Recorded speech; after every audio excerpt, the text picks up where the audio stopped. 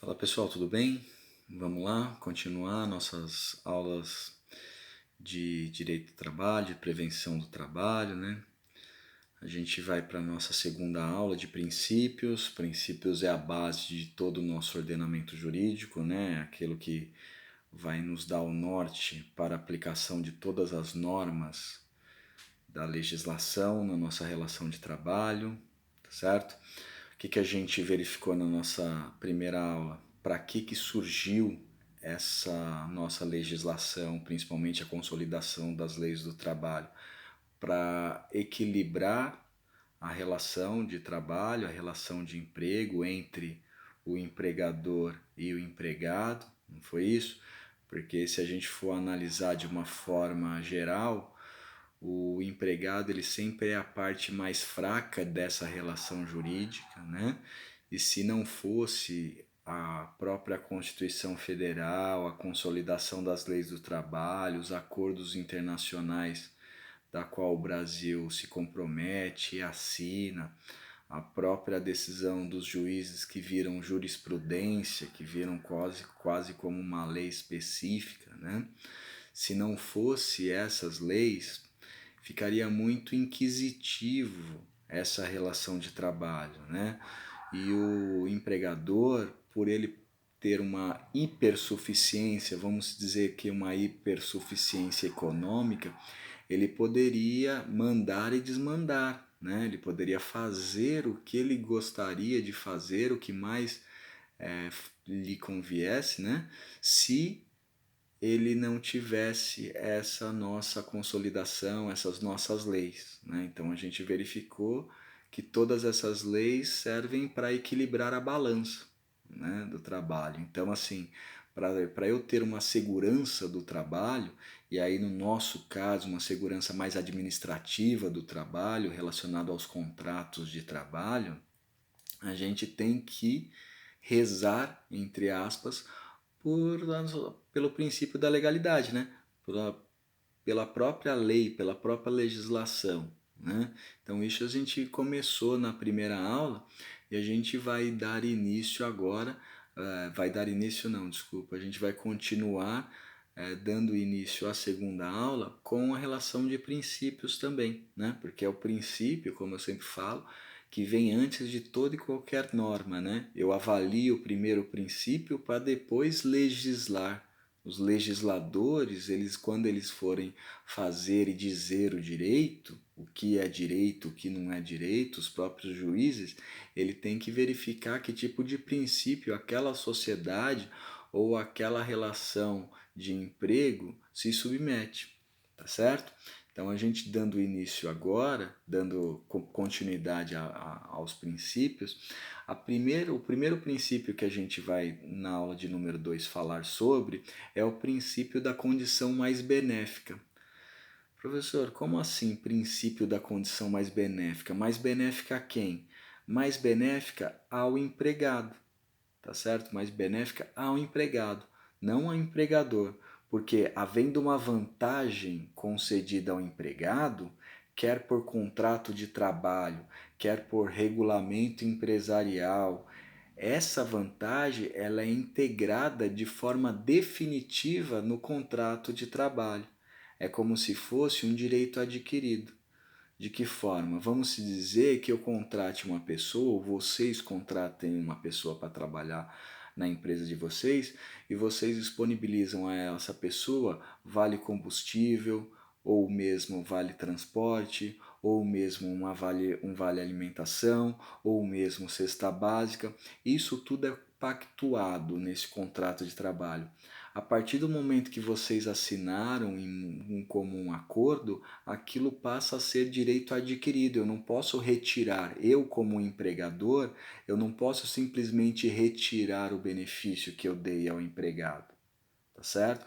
Por quê? Porque senão seria uma forma inquisitiva, né? O empregador que tem uma condição econômica, uma superioridade econômica, poderia retirar, poderia falar assim: eu vou retirar o vale transporte, eu vou retirar a cesta básica, eu vou retirar o auxílio creche, eu vou retirar o vale combustível.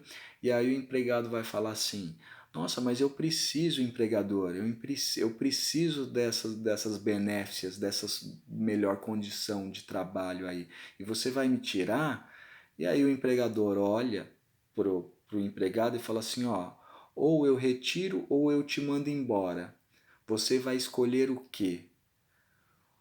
Aí fica caracterizado, né, a relação de hipossuficiência do empregado. O empregado vai olhar e vai falar assim, nossa, antes eu estar trabalhando do que eu ficar sem cesta básica e também sem o meu salário, né, no final do mês. Então, ao invés de brigar pelos meus benefícios, como cesta básica, vale alimentação, vale transporte, eu prefiro abrir mão desses benefícios e ficar apenas com o meu salário, porque afinal a gente sempre verifica que às vezes os empregados falam assim, ó, onde pinga não seca, então eu prefiro receber um salário pequeno, mas sempre estar empregado. Isso é uma relação muito ruim. Por isso que se criou na nossa legislação o princípio da condição mais benéfica do empregado, tá certo? Esse princípio está mais estabelecido no artigo 468 da CLT e da súmula de número 51 do Tribunal Superior do Trabalho, tá certo? Então, tá lá, o que foi estabelecido entre as partes é direito adquirido. O que está estabelecido entre contratos, seja ele por regulamentação empresarial, qualquer outra forma de aquisição desse direito, o que foi prometido é direito adquirido.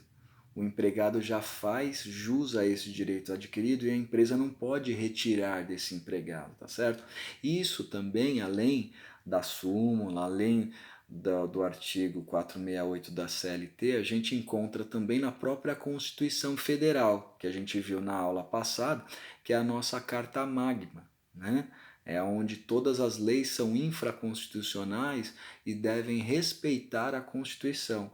Então, lá no artigo 5º, inciso 36 da Constituição da República Federativa do Brasil, estabelece que qualquer tipo de benéficias ao empregado se torna direito adquirido, se foi pactuado, tá certo? Então a gente sempre fala, ó, garantiu, prometeu, está garantido e deve ser cumprido, tá certo? Direito adquirido não pode ser retirado.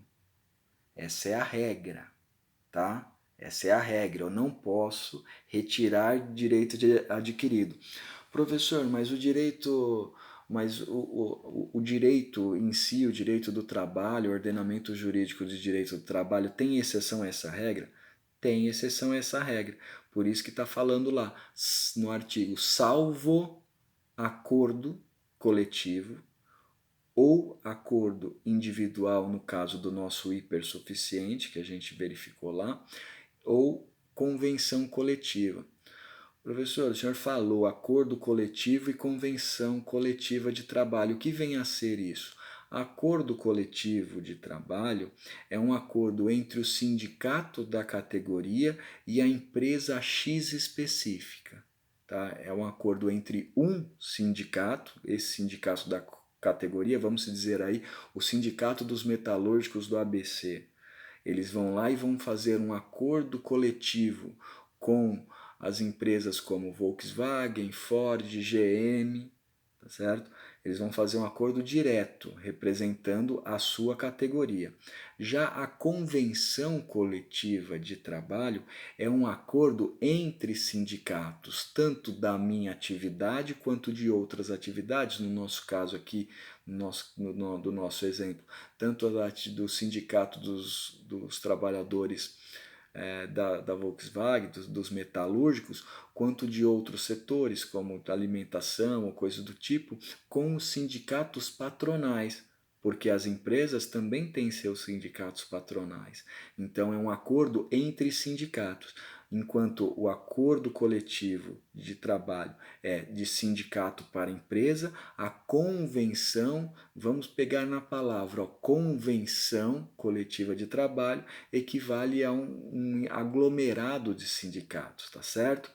Agora, essa convenção, esse acordo, ele rompe, né, essa condição mais benéfica do empregado, esse nosso primeiro princípio, porque esse princípio ele não é aplicável no direito coletivo do trabalho, tá? Ou no direito coletivo do trabalho de uma forma geral, tanto acordo quanto convenção coletiva de trabalho não gera direito adquirido.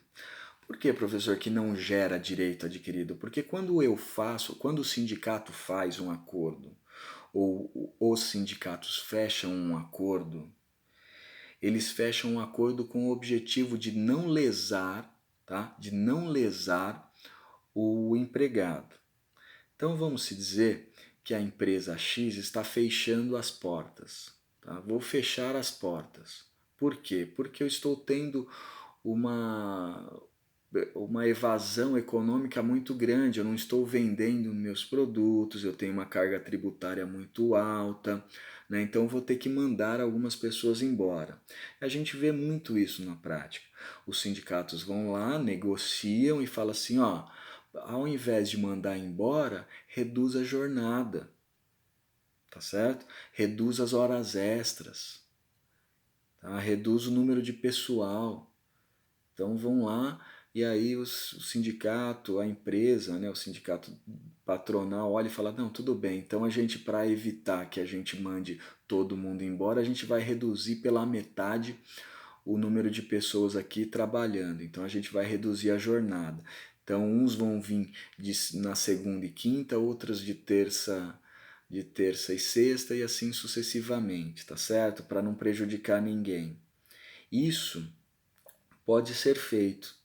Pode ser feito por quê, professor? Pode ser feito porque o empregado ele está ganhando com isso. Como assim, professor? Ele pode estar ganhando se ele sendo que ele está trabalhando menos e, consequentemente, ele está ganhando menos, ele não está fazendo hora extra. Quando o sindicato fecha esse tipo de acordo, eles querem uma garantia do empregado não ser demitido.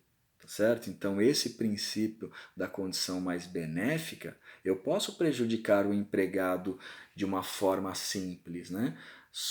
Reduzindo a jornada, reduzindo a hora extra. Só que em contrapartida, eu dou a garantia a ele, a garantia do emprego. Tá certo? Então, na verdade, eu estou beneficiando esse empregado.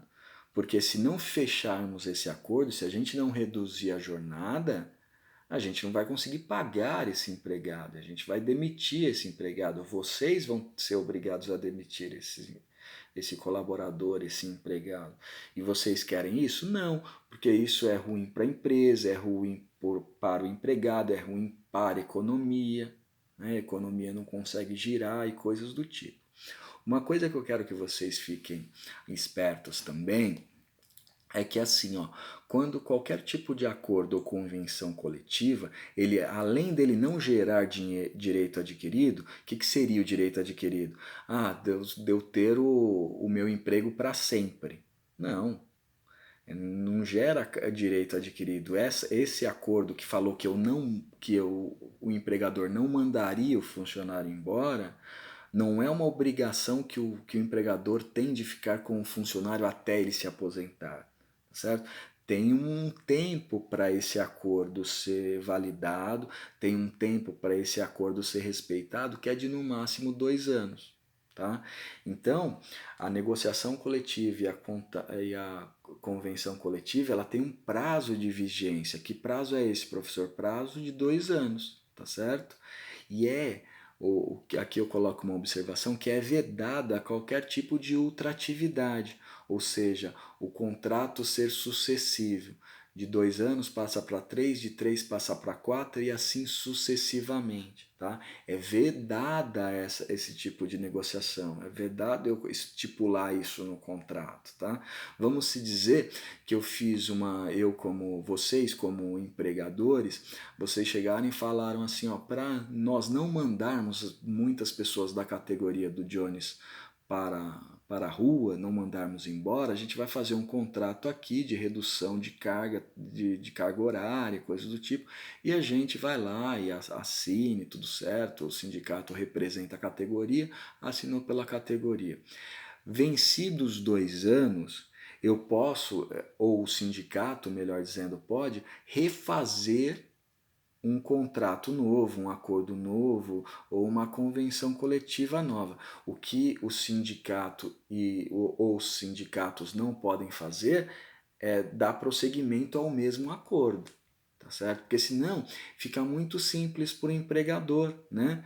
Ele acaba reduzindo a jornada, acaba produzindo a mesma coisa e aí fica na mão dele, né?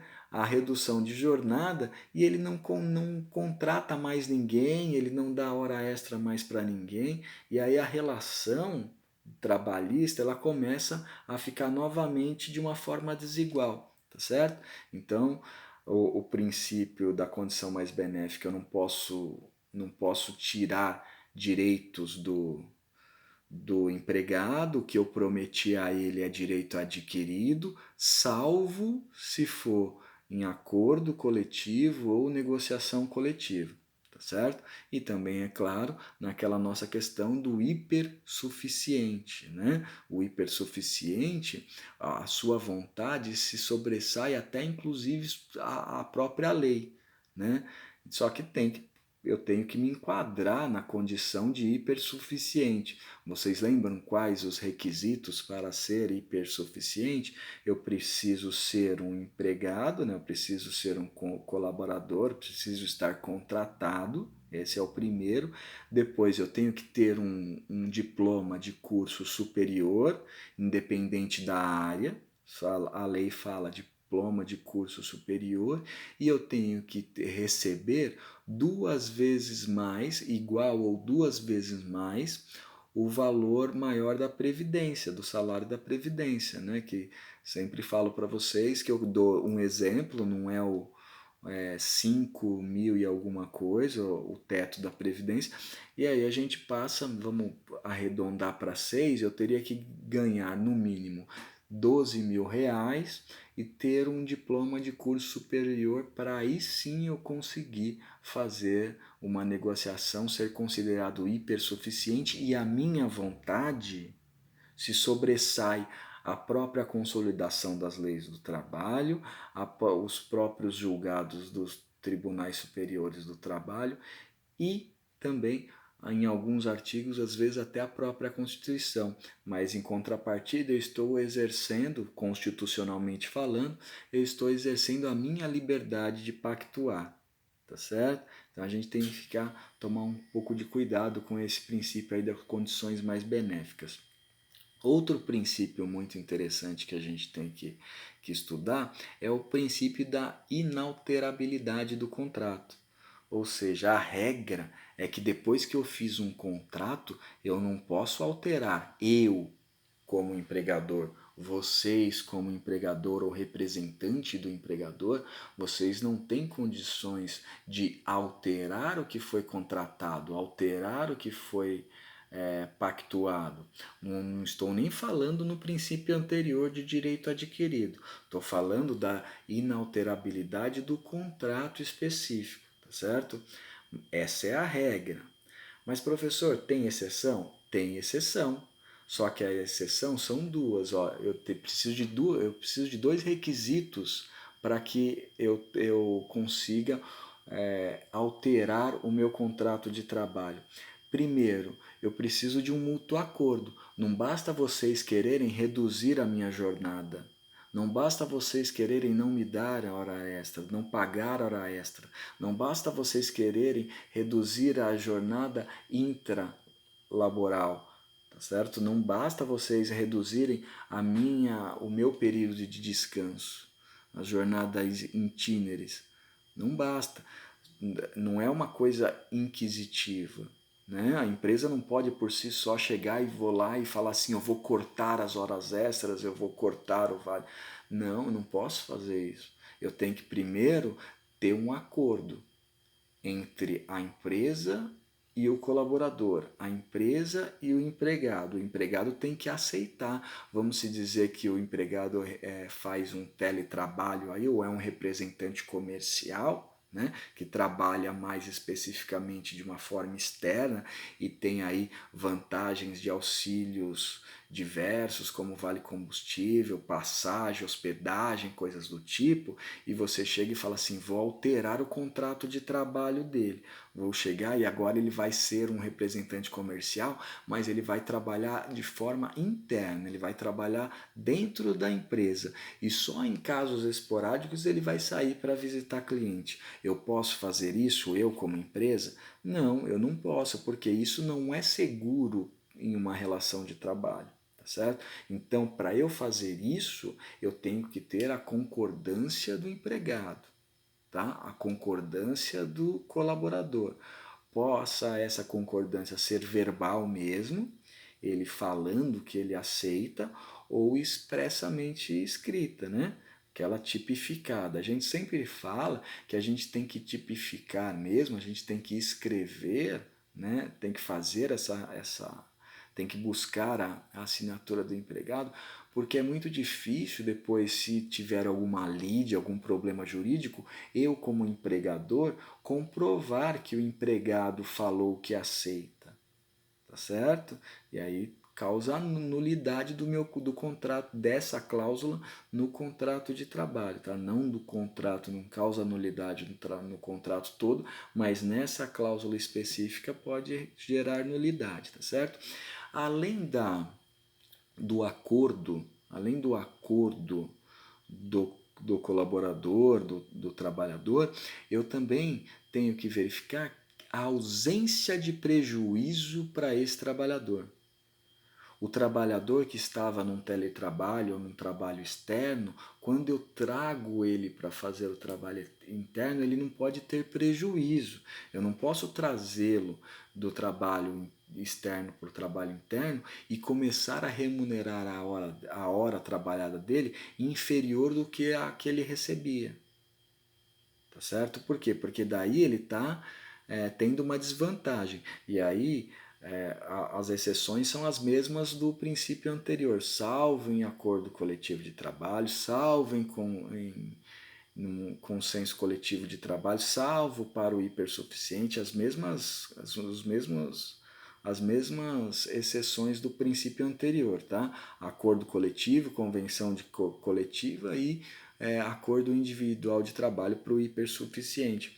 Isso está lá no artigo 468 da CLT.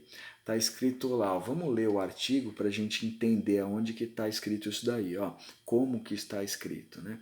Está escrito lá, nos contratos individuais de trabalho, só é lícita, ou seja, só é legal, tá certo? Só é permitida a alteração das respectivas condições por mútuo consentimento, ou seja, acordo entre as partes, um acordo mútuo entre as partes, e ainda assim não pode ter prejuízo, ainda assim, desde que não resultem direto ou indiretamente prejuízos ao empregado, sob pena de nulidade na cláusula infringente desta garantia. Né? Por que o empregado não pode ter esse prejuízo? Porque lembra no princípio anterior, lembra na condição do trabalho, o empregador chega, se esse princípio também não existisse, um empregador poderia chegar e falar assim, ó, eu vou pegar você de que faz o trabalho de representante comercial externo, vou colocar para exercer sua atividade interna. Quando você for visitar algum cliente, você tem que pagar do seu bolso a sua estadia, a sua viagem, a sua hospedagem, tudo que relaciona à visita. Aí o empregado vai falar assim, poxa, mas eu não tinha um direito adquirido. Você tinha um direito adquirido no princípio anterior. Nesse da inalterabilidade, você assinou aqui, ó, né? Lembra, você assinou, você pactuou comigo. Só que daí, para o empregado, é uma forma de segurança do empregado, justamente esse artigo. Eu falo assim, ó, por mais que eu tenha assinado, eu recebi um prejuízo realizando essa atividade interna, que foi a não percepção dos valores, né, na minha conta, como a minha remuneração, tá certo? Então eu posso alterar o contrato de trabalho desde que pactuado entre as partes e essa alteração não cause prejuízo ao empregado. Professor, pode causar prejuízo à empresa? A lei fala, não cause prejuízo ao empregado. Todavia, acho muito difícil a empresa fazer algum contrato, pactuar algum contrato onde ela mesma vai ser prejudicada, né? Mas fica a dica, tá certo? Eu posso, por exemplo, alterar as minhas horas extras, vamos dizer, só não posso alterar para receber a menos do que a legalidade faz, ou seja, do que a legalidade diz que tem que ser, então a hora extra ela não pode ser inferior de 50%, mas eu posso pegar todas as minhas horas extras e fazer assim, ó, vou dividir 50 eu quero num valor em espécie, tá certo? Em salário, e as outras 50% das minhas horas extras eu faço em banco de horas. Eu aceito isso, tá certo? Agora, reduzir abaixo do permitido, aí eu já não posso, tá? Esse é o princípio da inalterabilidade. Não posso alterar, como empresário, eu como empresa, não posso alterar o contrato do meu funcionário ao meu bel prazer, tá certo? Eu posso sempre alterar para mais, para dar mais garantias a ele, para dar um aumento de horas para ele, uma bonificação para ele, aí tudo bem, por quê? Porque daí ele está ganhando. Agora, para prejudicá-lo, jamais, tá certo? Outro princípio que a gente vai trabalhar, ainda, na verdade, não é outro princípio, é no mesmo princípio da inalterabilidade. São dois artigos que a gente tem que ficar muito fixado na cabeça, que é o 611 da CLT e o 620, né? O 611A da CLT e o 620. Porque o 611A ele estabelece que a flexibilização dos direitos de trabalho por meio de acordo coletivo ou convenção de coletivo é lícita. E o 620 fala que o acordo coletivo sempre se sobrepõe à convenção coletiva de trabalho. Por quê? Vamos entender. Ó. Tipo, eu tenho um acordo coletivo que é de um sindicato, de uma categoria específica para a minha empresa. De uma categoria específica, categoria dos metalúrgicos.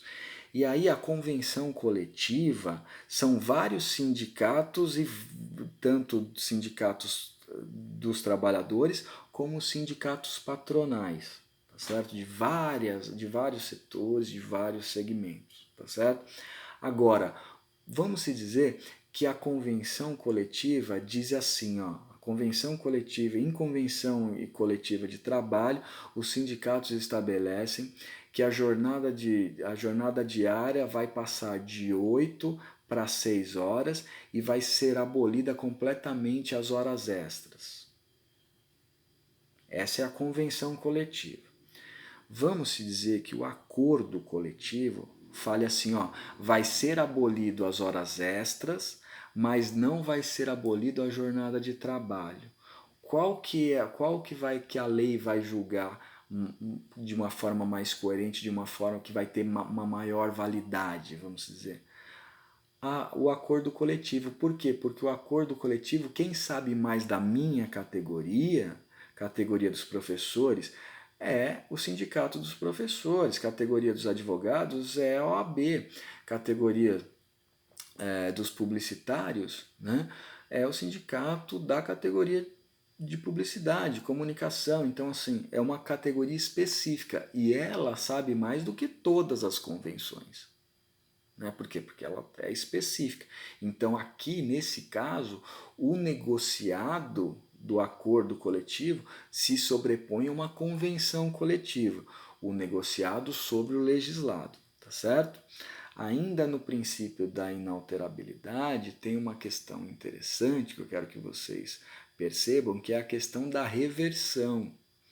O que é isso, professor, questão da reversão?